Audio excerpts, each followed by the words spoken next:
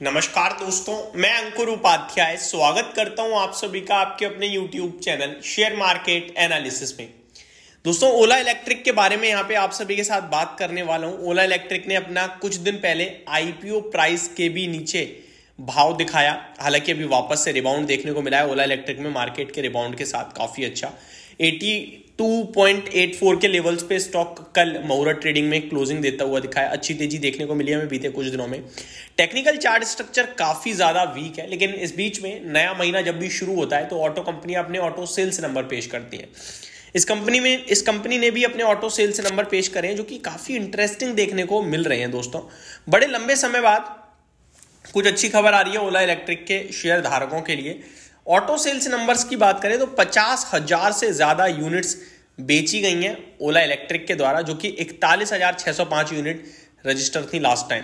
तो काफी बढ़िया बढ़त देखने को मिली है, ऑलमोस्ट 20% के समथिंग की बढ़त देखने को मिली है।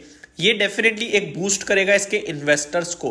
अब सवाल एक ही रह गया है, देखो मैक्सिमम नंबर ऑफ इन्वेस्टर्स इस स्टॉक में ट्रैप्ड है, क्योंकि ऊपर 150 रुपए तक गया था इशू के बाद, वन साइडेड 20% भागा था और वहां पे काफी लोगों ने खरीदा है, अब नीचे आ गया है। तो वो फ्रेश राउंड ऑफ बड़ी तेजी कब शुरू होगी उसके बारे में बात करना भी गलत है।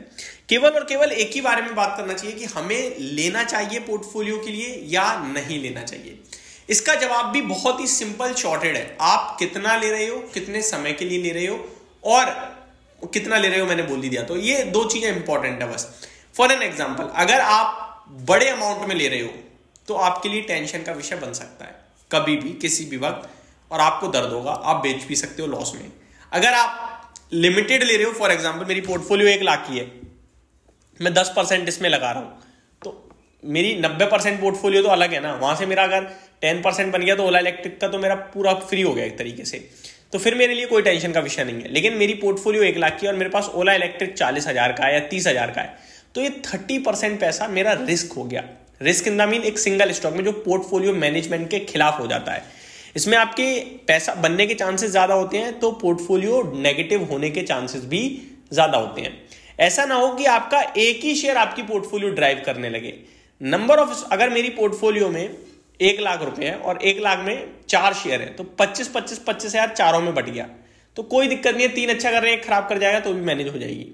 तो ये बैलेंस होना बहुत जरूरी है, ठीक है जी। बैलेंस के बाद व्यू बनाना बहुत जरूरी है कि मैं कितने लंबे समय तक रोक सकता हूं। तो आपको 2 साल 3 साल प्लस का व्यू बनाना पड़ेगा। रीजन, अभी आपकी कंपनी प्रॉफिट में नहीं है, आगे आपकी कंपनी ग्रोथ में है, लेकिन कैसे कैसे मैनेज करेगी प्रॉब्लम्स को उस पाथ पे है।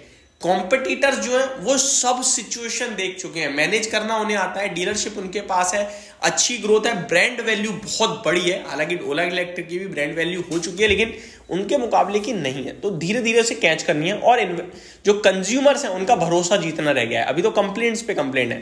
तो ये सारी चीजें होने में कंपनी को एज अ बिजनेस देखो तो 1-2 साल इजीली लग जाएंगी, और एक बार ये स्मूथली हो गया ना, देन ये कहीं ना कहीं बढ़िया कर सकता है।